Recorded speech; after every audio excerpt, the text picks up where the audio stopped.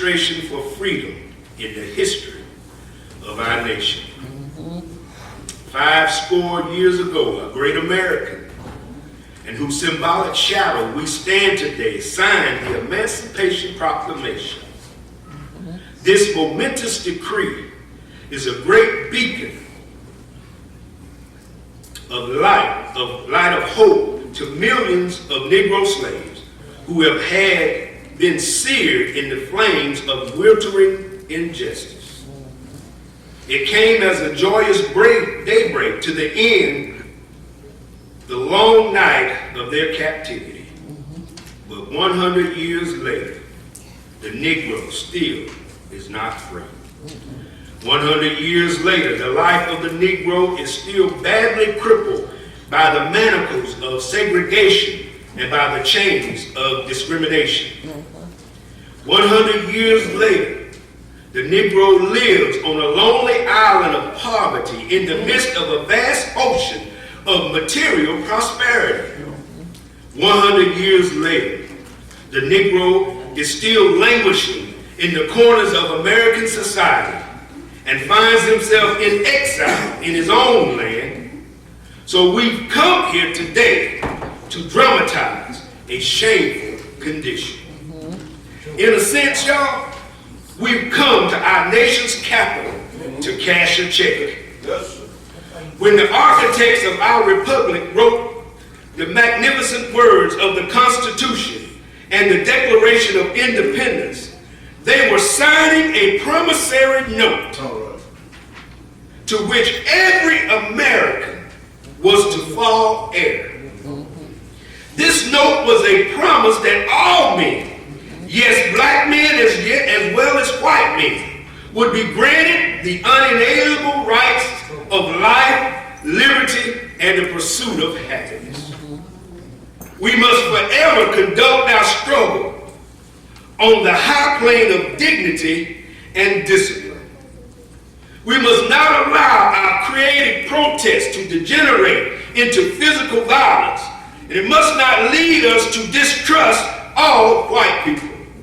For many of our white brothers, as evident by their presence here today, have come to realize that their destiny is tied up with our destiny. We cannot walk alone. And as we walk, we must make the pledge that we shall always march ahead. We cannot turn back. There are those who are asking the devotees of the civil rights, when will you be satisfied? We can never, I repeat, we can never be satisfied as long as the Negro is the victim of the unspeakable horrors of police brutality. We can never be satisfied as long as our bodies, heavy with the fatigue of travel, cannot gain lodging in the motels of the highways and in the hotels of the cities. We cannot be satisfied as long as the Negro's basic mobility is from a smaller ghetto to a larger one. We can never be satisfied as long as our children are stripped of their adulthood and robbed of their dignity by signs stating for whites only. We cannot be satisfied as long as the Negro in Mississippi cannot vote and the Negro in New York believes he has nothing for which to vote. No, we are not satisfied. And we will not be satisfied until justice rolls down like waters and righteousness like a mighty stream. I say to you today, my friends, even though we face the difficulties of today and tomorrow, I still have a dream. It is a dream deeply rooted in the American dream. I have a dream that one day this nation will rise up, live out the true meaning of its creed. We hold these truths to be self-evident that all men are created equal. I have a dream that one day on the red hills of Georgia, sons of former slaves and sons of former slave owners will be able to sit down at the table of brotherhood. I have a dream that one day even the state of Mississippi, a state sweltering with the heat of injustice, sweltering with the heat of oppression, will be transformed into an oasis of freedom and justice.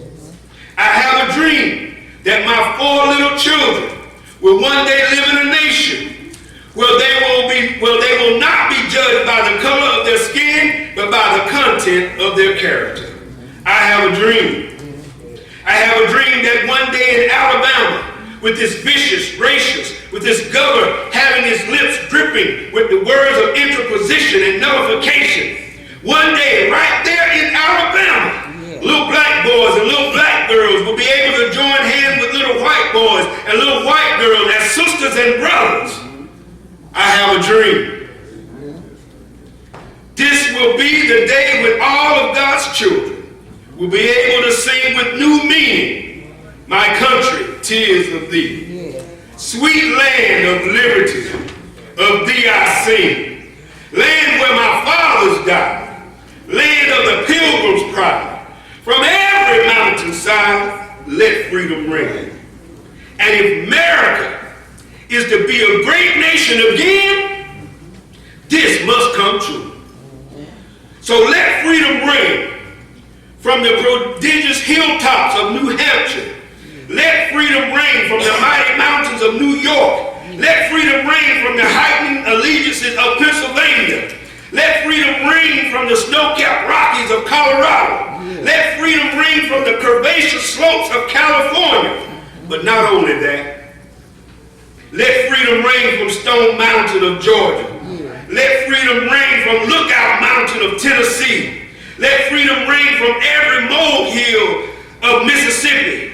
From every mountainside, let freedom ring. And when we allow freedom to ring, we will lift it ring from every city and from every hamlet, from every state and every city. We will be able to speed up that day when all of God's children, black men and white men, Jews and Gentiles, Protestants and Catholics, will be able to join together and sing of the words of the old Negro spiritual.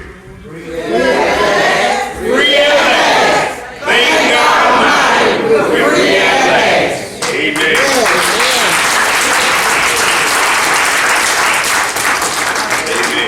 Amen. Hallelujah. Amen. Riveting words.